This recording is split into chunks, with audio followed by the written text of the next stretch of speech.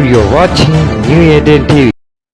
எனக்கு அன்பான சகல சகோதரிகளே, ஆண்டவராக இயேசு கிறிஸ்து நாமத்தில் உங்கள் அனைவரும் வாழ்த்தி வரவேற்கிறேன். இன்றைக்கான தினவசனம் மத்தேயு 6ஆம் அதிகாரம் 2ஆம் இறைவசனம்.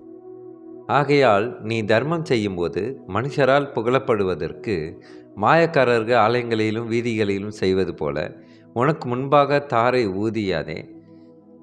அவர்கள் தங்கள் பலனை அடைந்து தீர்க்கதென்று மெய்யாகவே உங்களுக்கு சொல்லுகிறேன்.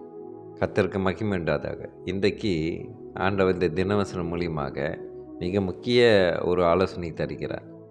நாம் எந்த நன்மைகளை செய்தாலும் நாம் ஒரு நாளும் அதை விளம்பரப்படுத்தக்கூடாது என்று சொல்லுகிறார்.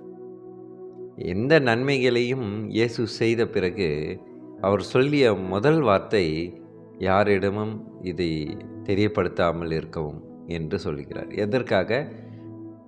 செய்கிற நன்மைகளை நாம் அந்த நன்மை பெறுபவரும் நமக்கும் மட்டும் தெரிந்தால் போதும்,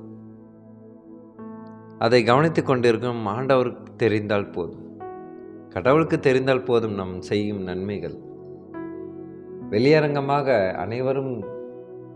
அனைவருக்கும் தெரியப்படுத்த வேண்டும் என்பது முக்கியமல்ல.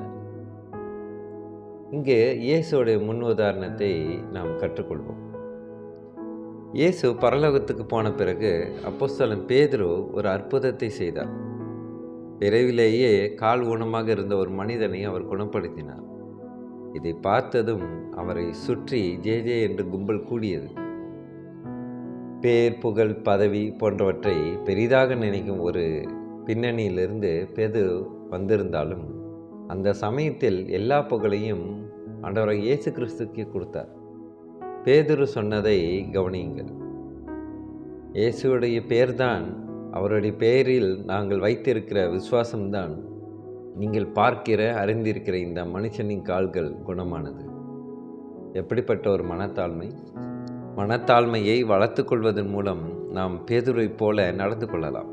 கிறிஸ்துக்குள் பிரியமானவர்களே, நாம் மற்றவர்களுக்கு நல்லது செய்யும்போது அவர்களுடைய பாராட்டை பெற வேண்டும் என்பதற்காக அல்ல, அவர்கள் மீதும் ஆண்டவர் மீதும் நமக்கு அன்பு இருப்பதால் தான் செய்கிறோம் என்று நாம் புரிந்து கொள்ள வேண்டும். மற்றவர்கள் பார்க்கிறார்களோ இல்லையோ, நாம் ஆண்டவருக்காகவும் மற்றவர்களுக்கும் சந்தோஷமாக சேவை செய்தால் மனத்தாழ்மையாக இருக்கிறோம் என்பதை மிக சிறப்பாக காட்டலாம். கிறிஸ்துவுக்குள் பிரியமானவர்களே, ஆண்டவர் இன்றைக்கு இந்த தினவசனம் மூலியமாக அநேக நன்மைகளை நாம் செய்தாலும் அதை விளம்பரப்படுத்தாமல் இருக்க வேண்டும் என்று நினைவுபடுத்துகிறார். நாம் அனைவருக்கும் நன்மையை செய்ய வேண்டும் என்றுதான் ஆண்டவருடைய எதிர்பார்ப்பு. ஆனால் நாம் எந்த எதிர்பார்ப்பும் இல்லாமல் நன்மை செய்ய வேண்டும் என்று வெளிப்படுகிறார். கிறிஸ்துக்குள் பிரியமானவர்களே, நாமும் கூட ஆண்டவருடைய விருப்பத்தை நிறைவேற்றுவதற்கு நாம் ஜெபிப்போமா? சோத்திரம் கர்த்தாவே, துதிக்கிறோம் எங்கள் அன்பின் நேசரே. அப்பா, இந்த வசனத்தில் நீ சொல்லப்பட்டது போல எந்த நன்மைகளை செய்தாலும் அதை நாங்கள் விளம்பரப்படுத்தாமல் இருக்க தேவ கிருபை செய்யும் ஆண்டவரே. அப்பா, எந்த எதிர்பார்ப்பும் இல்லாமல் நன்மை செய்வது தான் நீ உமக்கு நன்மை செய்ததாக கருதுகிறோம் ஆண்டவரே. சோத்து கர்த்தாவே, அப்பா, எத்தனையோ விளம்பரங்களை பார்க்கிறோம் ஆண்டவரே.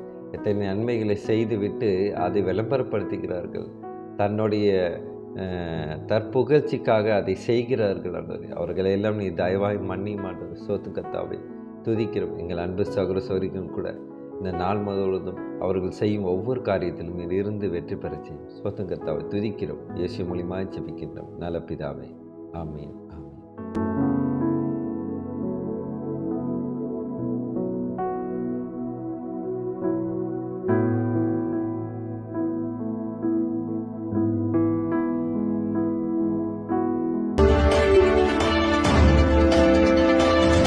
Now you're watching New Eden TV.